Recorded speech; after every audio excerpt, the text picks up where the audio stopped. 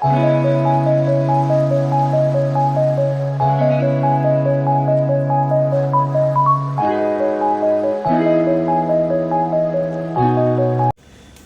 Afternoon friends, আশা করছি তোমরা সবাই খুব খুব খুব ভালো আছো। আমিও খুব ভালো আছি তোমাদের আশীর্বাদে। তো এখন বাজে দুপুর 2টো, আর আজকে তোমাদের সবাইকে হ্যাপি গণেশ চতুর্থী। তো আজকে সবার বাড়িতেই আশা করছি পুজো হচ্ছে। তো যাই হোক, আজকে প্রচুর সকাল থেকে অনেক কাজ ছিল, তাই ব্লগটা স্টার্ট করতে পারিনি। এখন আমি জাস্ট দুপুর 2টো বাজে ব্লগটা স্টার্ট করলাম। আমি রান্নাও চাপিয়ে দিয়েছি। আজকে যেহেতু শনিবার, তো আমরা তো নিরামিষ খাই। তো আজকে আমাদের লাঞ্চের মেনু হচ্ছে মিক্স ডাল, আর হচ্ছে ফুলকপি আলু কষা, পটল ভাজা। চলো তাহলে রান্নাগুলো করতে করতে তোমাদের সাথে গল্প করি। তো রান্না আমি স্টার্ট করিয়ে দিয়েছি। ফার্স্টে আমি ফুলকপি আর আলু কষা করব। আর তোমাদের একটা টিপস দিই, যদি গরম তেলের ওপর কোনো সবজি ছাড়ার আগে যদি নুন দিয়ে নাও, তাহলে কিন্তু সবজির জলটা গায়ে এসে ছিটকোয় না। এটা তোমরা ট্রাই করে দেখতে পারো। এটা আমিও জানতাম না, আমার শাশুড়ি বলেছে, কারণ আমার এই তেল ছিটকানোটা প্রচণ্ড ভয় লাগে। তো আমি যখন আগে সবজি দিতাম কড়ায়, তখন আমার গায়ে এরকম আগে এসে তেল ছিটকোতো, আর আমি দূর থেকে ছুঁড়ে ছুঁড়ে ফেলতাম। তখন আমার শাশুড়ি বলতো যে এরম করে কেন দিচ্ছ, আগে একটুখানি নুন ফেলে দাও, তারপরে সবজি দাও, দেখো একটুও ছিটকবে না। তো তারপর থেকে আমি তাই করি, তোমরাও ট্রাই করে দেখো। আর এদিকে তোমার সাথে কথা বলতে বলতে আমার কিন্তু ফুলকপি আলুর কষার ফুলকপিটা ভাজা হয়ে গেছে, আর এদিকে আমার ডালটাও কিন্তু সিদ্ধ হয়ে গেছে। আর ডালের জন্য যে ভেজিটেবলসগুলো দেবো আমি, ফুলকপি আলু, সেগুলো আমি অলরেডি ভেজে রেডি করে রেখেছিলাম। এদিকে আমার ফুলকপি ভাজার রেডি।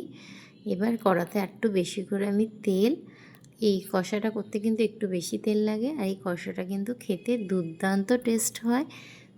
তোমরা নিশ্চয়ই খেয়েছো, তোমরা তো সবাই খেয়েছো। তো আমি এটা আমার মতো করে করি। তো এটাতে খেতে দুর্দান্ত হয়। এটা রুটি, পরোটা, ভাত সব কিছুর সাথেই খুব ভাল লাগে। তো আলুগুলোকে কিন্তু আমি ছোটো ছোটো করে কেটে রেখেছিলাম, কারণ একটু ছোটো করে কাটি, তাহলে কী হয়, তাড়াতাড়ি সিদ্ধও হয়ে যায়। কারণ আমি জলে সিদ্ধ করে রান্না করাটা খুব একটা পছন্দ করি না। আমি সব কিছুই এরম লো ফ্লেমে গ্যাসে তেলের ওপর দিয়ে সিদ্ধ করাটাই ভালো লাগে আমার, তাতে রান্নার টেস্টটা কিন্তু অনেক বেশি হয়। আর তাড়াতাড়ি করে গ্যাস বাড়িয়ে দিয়ে ফটাফট করে ভেজে তারপর জল দিয়ে দিলে কিন্তু রান্নাটা অতটা ভালো টেস্টি হয় না। তাড়াতাড়ি হয় ঠিকই, কিন্তু রান্নাটা কিন্তু অতটা টেস্টি হয় না। যা কিন্তু আমার মনে হয় এরকম লো ফ্লেমে একটু টাইম নিয়ে রান্নাটা করলে কিন্তু খেতে বেশ ভালো টেস্টি হয়। তো আমার কিন্তু আলুটা ভাজাও হয়ে গেছে। এবার আমি আলুটা কিন্তু ভালো করে মশলা দিয়ে কষে নেবো। ফুলকপিগুলো কিন্তু আমি এখনই দেবো না, কারণ এখনকার ফুলকপি এমনিই নরম। আর এখন যদি ফুলকপিগুলো আলু কষার সাথে দিয়ে দিই, তাহলে কী হবে, ফুলকপিগুলো পুরো গলে মিশে যাবে, আর তখন কিন্তু আমাদের বাড়িতে কেউ খাবে না। আমাদের বাড়িতে মানিক বলো, আমার মেয়ে বলো, ফুলকপি যদি গোটা গোটা পিস না দাও পাতে, ওরা কিন্তু খাবে না। সেই জন্য আমি যে কোনো রান্নায়, মানে যেগুলো ফুলকপি দেওয়ার রান্না, সেই রান্নার ফুলকপিগুলো কী করি, আগে থেকেই কিন্তু আমি ভেজে একদম পুরো ভাজাতেই পুরো সিদ্ধর মতো করে তুলে রাখি। এবং সেটা কিন্তু আমি একদমই জল দিয়ে সিদ্ধ করি না, টোটালটাই কিন্তু তেলে ভালো করে ভাজি। লো ফ্লেমে রাখলে ফুলকপি এমনিই সিদ্ধ হয়ে যায়, এবং তখন ওটা কিন্তু লাস্টে জাস্ট মিশিয়ে, যে কোনো রান্নাতেই লাস্টে মিশিয়ে দিলেই হয়ে যায়। তো আমিও এখানেও তাই করব। ফুলকপির আমার মোটামুটি আলু কষাও হয়ে গেছে, দেখতেই পাচ্ছ। আমি একটুখানি জল দিয়েছি, কারণ আলুটা আর একটুখানি শক্ত আছে, ওটাকে সিদ্ধ করার মতো। আর একটু পরিমাণ মতো চিনি দিতে হবে। এটা কিন্তু খুব একটা মিষ্টি হবে না, একদম স্লাইট অল্প একটুখানি টেস্ট হওয়ার মতো একটুখানি চিনি দিলাম। দিয়ে এটাকে কিন্তু আর একটুখানি ওই 4-5 মিনিটের জন্য আমি ঢাকা দিয়ে দিলাম। আলুগুলো যেটুখানি শক্ত আছে সেটাও কিন্তু এবার সিদ্ধ হয়ে যাবে। আর ওদিকে কিন্তু আমার ডাল পুরোপুরি সিদ্ধ হয়ে গেছে। তো দেখো, আলুগুলো কিন্তু আমার পুরো ডান, জলটাও পুরোপুরি টেনে নিয়ে তেল বেরিয়ে গেছে। এবার কিন্তু আমি জাস্ট নামাবার আগে ফুলকপিগুলো দিয়ে, গ্যাসটা কিন্তু আমার এতক্ষণ পুরো লো ফ্লেমেই ছিল, পুরো লো ফ্লেমেই রান্নাটা হচ্ছে। শুধু কষাবার সময় আমি গ্যাসটা বাড়িয়েছিলাম, এখন আবার জাস্ট গ্যাসটা বাড়িয়ে দিলাম। এবার জাস্ট একটুখানি ফুটবে, তারপরেই কিন্তু আমি এটা নামিয়ে দেবো। দেখো আমার ফুটেও গেছে, ফুলকপির মধ্যে পুরো ঝোলটাও ঢুকে গেছে। এবার আমি অল্প একটুখানি ঘি দিয়ে কিন্তু এটাকে নামিয়ে দিলাম। এটা কিন্তু দুর্দান্ত টেস্ট হয়, আমার আর সোনায়ের কিন্তু এটা ফেভারিট। দেখছো পুরো তেল গড়াচ্ছে নিচে দিয়ে পুরো, আর ফুলকপিগুলোও কিন্তু পুরোপুরি গোটা আছে। ফুলকপিগুলো খেতেও কিন্তু দুর্দান্ত লাগে। আর এদিকে আমার ফুলকপি তরকারিটা হয়ে গেছে, এবার আমি ডালটা জাস্ট ফোড়ন দিয়ে নেবো। ডাল আমার সিদ্ধ আছে, সবজিও ভাজা রেডি। এদিকে ঘড়িতে কিন্তু অলরেডি 3:30 বেজে গেছে। আজকে না অনেক দেরি হয়ে গেছে জানো তো। আমি তো পাশের বাড়িতে গেছিলাম একটুখানি, পাশের বাড়িতে গণেশ পুজো হচ্ছিলো। আগের বছর পর্যন্ত আমাদের বাড়ির বাইরে প্যান্ডেল হতো, এবছর কিন্তু আর গণেশ পুজোর কোনো প্যান্ডেল হয়নি। তো বাড়ির পাশের বাড়িতে হচ্ছে একটু পুজো হয়, মানে ঘরোয়াভাবেই হয়, তো আমি ওখানেই গেছিলাম, তাই দেরি হয়ে গেছে। তো এখন এসে তাড়াতাড়ি করে রান্নাটা চাপিয়েছি। তো তোমাদের তো বলাই হয়নি, এটাও একটা টিপস, যদি তোমরা ডালেতে গরম জল দিয়ে করো না, মানে ডাল সাদলাবার সময় যদি ঠান্ডা জলের বদলে এক্সট্রা জলটা গরম জল ইউজ করো, তাহলে কিন্তু ডালের টেস্টটা কিন্তু দুর্দান্ত হয়।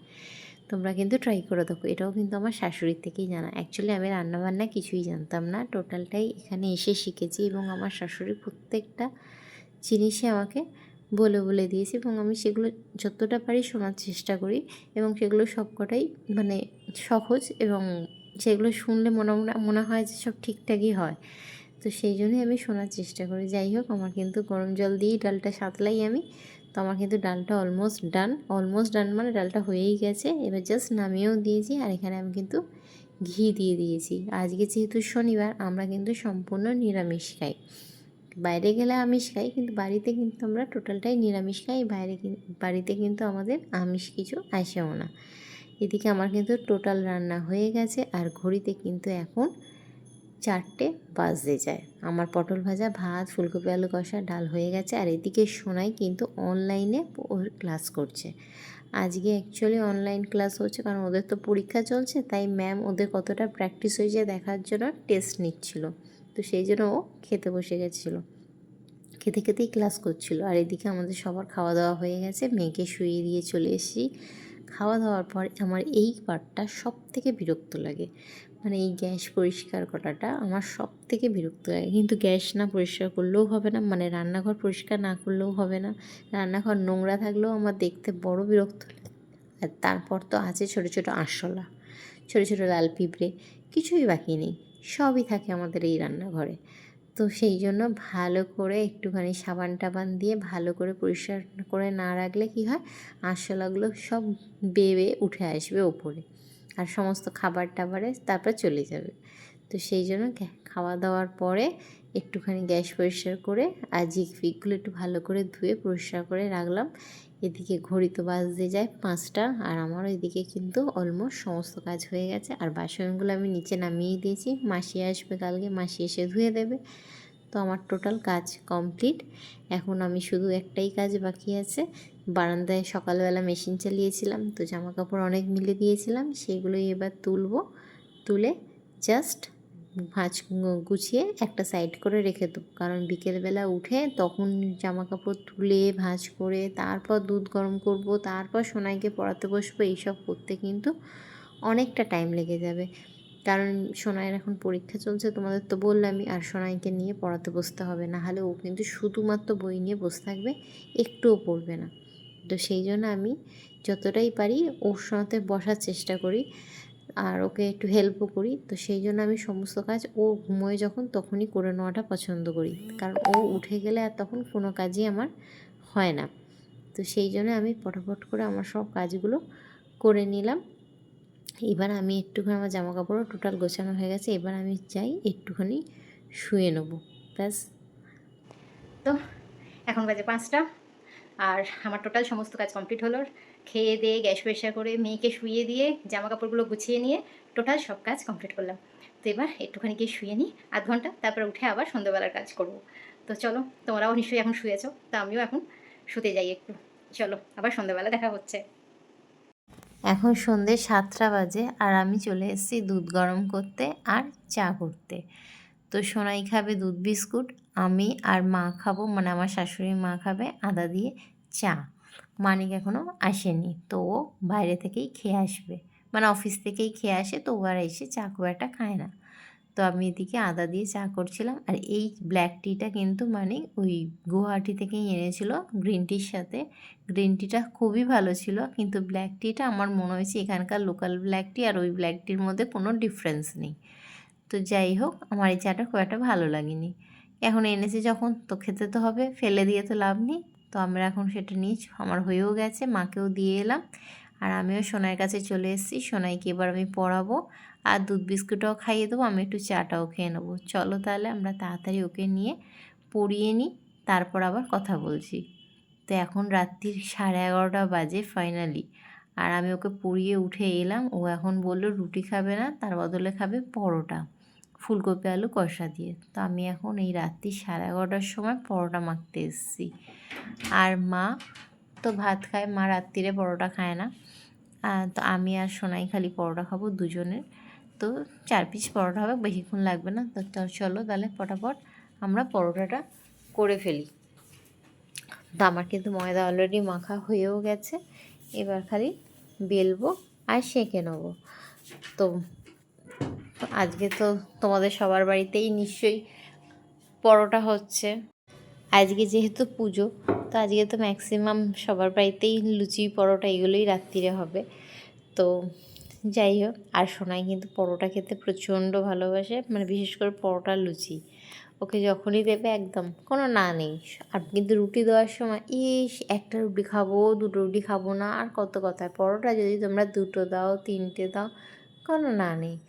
উফ, তোমাদের সাথে কথা বলতে বলতে আর আমার পরোটা তেলটাও এসে হাতে ছিটকালো। যাই হোক, তো আমার এখন হয়ে গেছে পরোটা। এখন রাত্রির 12টা বেজে গেছে অলরেডি, দেখতেই পাচ্ছ ঘড়িতে বাজে রাত্রির 12টা 5। আর আমাদের তো রাত্রির 12টা বেজে গেছে।